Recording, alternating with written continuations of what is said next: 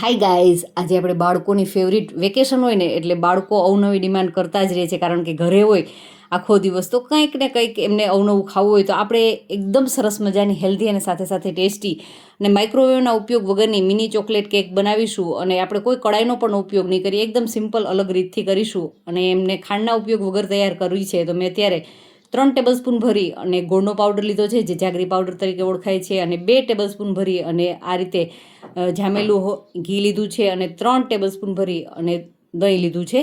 અને બસ દહીં છે સ્વાદમાં થોડુંક ટૂંકમાં ખાટું ન હોય ને એ રીતનું લેવાનું છે.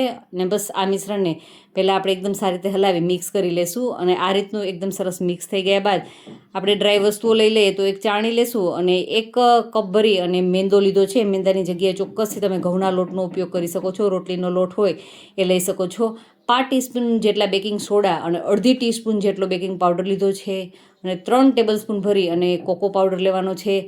અને જો આમાં માપ છે ને પરફેક્ટ હશે ને એટલે તમારી કેક છે એકદમ સરસ પરફેક્ટ તૈયાર થશે. હવે આપણે આ મિશ્રણને સારી રીતે ચાળી લેશું અને હવે દૂધ થોડું થોડું એડ કરતા જશું.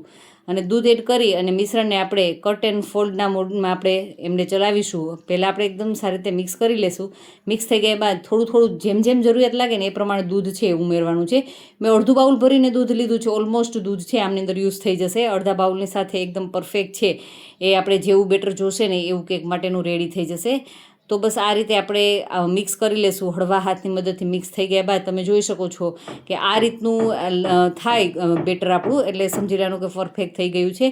હવે જે રીતે આપણી પાસે આ રીતે અપમ પેન આવે છે એ પેન લેશું અને એમની અંદર આપણે સારી રીતે ઘીથી ગ્રીસ કરી લેવાની છે.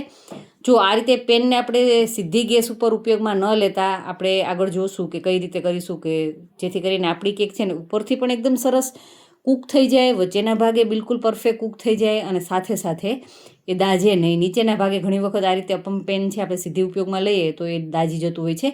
તો પહેલાં આપણે શું કરીશું તો બધાની અંદર બેટર થોડું થોડું લઈ લેશું. ટૂંકમાં આખી છે ને એ ટ્રે ફિલ નથી કરવાની, કારણ કે ફૂલી અને સરસ આવશે ઉપર સુધી. તો થોડી થોડી અધૂરી રાખીશું. એકદમ આ રીતે ટેપ કરી લેશું જેથી કરી અને વચ્ચેના ભાગે ક્યાંય એર ન રહે અને પરફેક્ટ તૈયાર થાય, વધારે ચોકલેટી કરવા માટે થઈ. ને મેં અત્યારે ચોકો ચિપ્સનો ઉપયોગ કર્યો છે, ડાર્ક બ્રાઉન ચોકો ચિપ્સ લીધી છે. તમે કોઈ પણ ચોકલેટ લઈ શકો છો. વધારે એકદમ લાવા કેક જેવી ખાવું હોય તો ચોક્કસથી તમે એમની અંદર ડેરી મિલ્કના ટુકડા છે એ અંદર ફિલ કરી શકો છો. હવે જો આ રીતે એક લોખંડની લોઢી રાખી છે, એમને પહેલેથી જ ગરમ થવા માટે રાખી દીધી હતી. લગભગ 5-1 minute medium two high flame ઉપર ગરમ થઈ ગયા બાદ ગેસની ફ્લેમને લો ટુ મીડિયમ કરી દેશું. ઢાંકી અને 15થી 17 મિનિટ માટે તમે એમને બેક થવા દેશો ને આ રીતે, અને ત્યારબાદ આપણે એમને ચેક કરવાની. તો આ રીતે કોઈ પણ ટૂથપીક, ચપ્પુ એમની મદદથી આ રીતે જોશો એકદમ સરસ ક્લીન આવે એટલે સમજી લેવાનું કે એકદમ પરફેક્ટ આપણી કેક છે એ બની અને તૈયાર થઈ ગઈ છે. જો થોડુંક બેટર હતું ને એમાંથી પણ કેટલી બધી કેક થશે હું તમને કહીશ.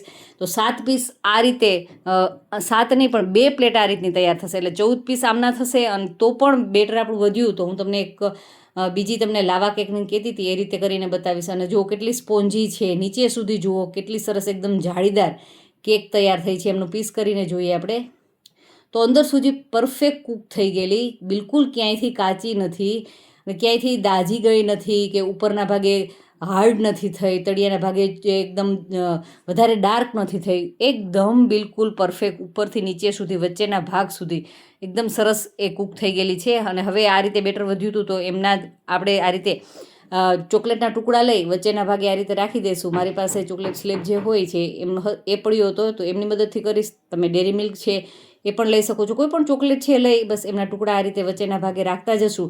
ઉપરથી જો ફિલિંગ તમારે વધારે ઉપરથી એડ કરવું હોય તો એ રીતે પણ કરી શકો છો, પણ હળવું એવું પ્રેસ કરી દેશું.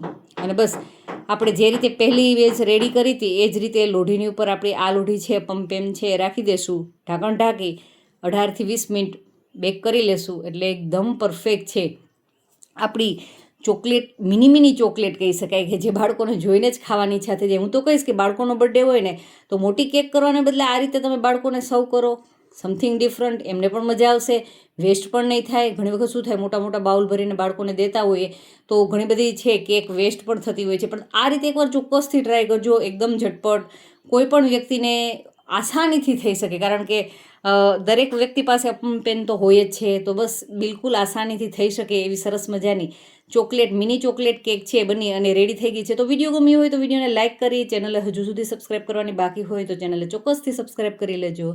Thank you for watching this videos.